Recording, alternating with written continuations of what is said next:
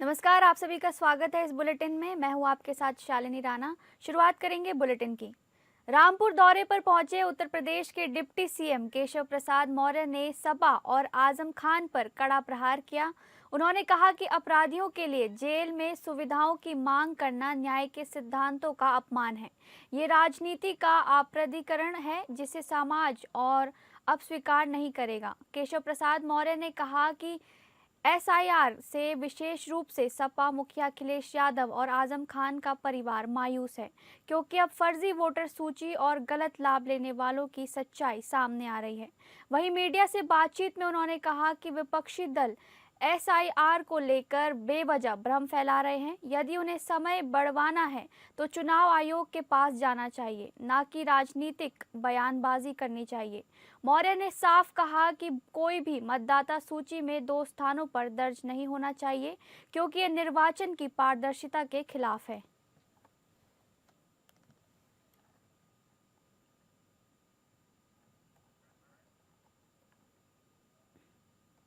पच्चीस नवंबर को प्रधानमंत्री नरेंद्र मोदी के अयोध्या आगमन को लेकर रामनगरी पूरी तरह से सजाई जा रही है। हर जगह जगह पर होल्डिंग लगाई जा रही है और फूलों से जगह जगह पर सजावट का दौर जारी है। उनके स्वागत के लिए श्री राम जन्मभूमि तीर्थ क्षेत्र ट्रस्ट और जनप्रतिनिधियों द्वारा कार्यक्रम को भव्यता देने के लिए पूरी तरह से तैयार है। वहीं भाजपा के वरिष्ठ नेता विनोद कुमार जायसवाल ने बताया कि कार्यक्रम की तैयारी श्री राम जन्मभूमि तीर्थ क्षेत्र ट्रस्ट के महासचिव चंपत राय के सानिध्य में की जा रही है।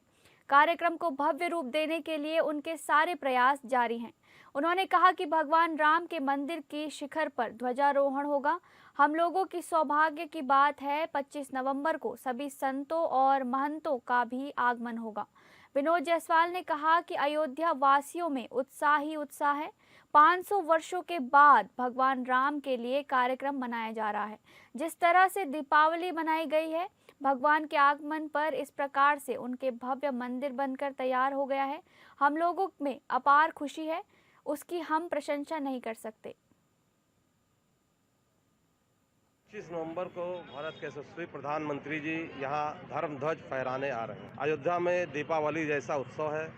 25 तारीख को हम लोग सारे व्यापारियों से मिल रहे हैं कि उस दिन दुकानों की, मकानों की जिस तरह दीपावली में साफ सफाई करते हैं, स्वच्छ करें और दीपक जलाएं, इस कैंडल जलाएं और झालरों से सजाएं, मिठाई बांटें, मिठाई खिलाएं, मिठाई खाएं। और हम जब सारे व्यापारियों से अनुरोध है कि सब एकजुट होकर राम मंदिर के भव्य निर्माण में आए हुए सभी लोगों का स्वागत करें, संयम रखें और स्वच्छ रखें। अयोध्या से एक अलग संदेश जाए। 25 अयोध्या में देश के सारे बहुत से वीवीआईपी लोग मौजूद रहेंगे और उनकी सुरक्षा को देखते हुए भीड़ ज़्यादा ना इकट्ठा हो। उस 25 तारीख के बाद 25 तारीख को मंदिर का दर्शन आम जनमानस के लिए बंद कर दिया गया है। अयोध्या में 25 नवंबर को श्री राम जन्मभूमि तीर्थ क्षेत्र ट्रस्ट ने राम मंदिर के शिखर पर ध्वजारोहण के कार्यक्रम के लिए श्रद्धालुओं के लिए व्यापक व्यवस्थाएं की हैं। श्रद्धालुओं को निःशुल्क भोजन उपलब्ध कराया जा रहा है और विशेष आमंत्रित लोगों के लिए अलग अलग स्थानों पर ठहरने की व्यवस्था की गई है, जिसकी जानकारी देते हुए विहिप के केंद्रीय मंत्री राजेंद्र सिंह पंकज ने दी है।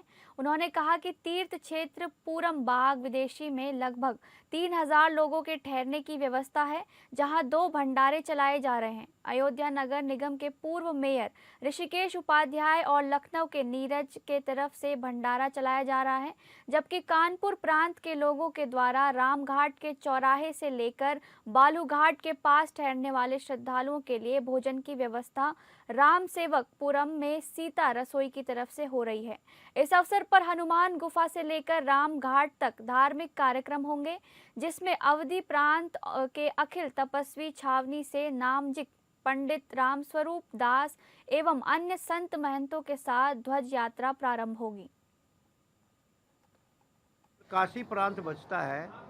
काशी प्रांत के लोग रामघाट चौराहे से लेकर के और ये हनुमान गुफा और उधर जो है वो जानकी महल मार्ग पर ठहरेंगे। इनके भोजन प्रसाद की व्यवस्था यहाँ कारसेपुरम में दुर्गाड़ा मंदिर है अमृतसर का, उनके ओर से भंडारा यहाँ चल रहा है। उनकी ओर से यहाँ हो रही है। तो इस प्रकार से ये, और इसी प्रकार से जो मंदिर के अंदर दर्शनार्थी जाएंगे उनके भोजन की प्रसाद की व्यवस्था सीता रसोई अंगट टीला पर हो रही है। वहाँ भी लगभग 35-40 हज़ार लोगों के प्रतिदिन भोजन की व्यवस्था है। बड़ा सुंदर थाली में भोजन परसा जा रहा है। मिष्ठान भी है, दाल भी है, चावल है, रोटी है, सब्जी है, सब प्रकार से वहाँ दे रहा है। देखोगे तो आनंद आएगा उसको देख कर, है ना। आम आदमी पार्टी की रोजगार दो सामाजिक न्याय दो पदयात्रा अपने 13वें दिन प्रयागराज पहुंच चुकी है, जहां बड़ी संख्या में छात्रों, युवाओं, महिलाओं और बुजुर्गों ने सांसद संजय सिंह का गर्मजोशी से स्वागत किया। पदयात्रा की शुरुआत प्रयागराज के शिवगढ़ से हुई और जन समर्थन के बीच ये आगे बढ़ते हुए बालसन चौराहे पर समाप्त हुई। रास्ते में लोगों ने फूल मालाओं से स्वागत किया तथा कई ग्रामीणों और बुजुर्गों ने बिजली बिल, पेंशन और स्थानीय समस्याओं को सांसद के सामने रखा।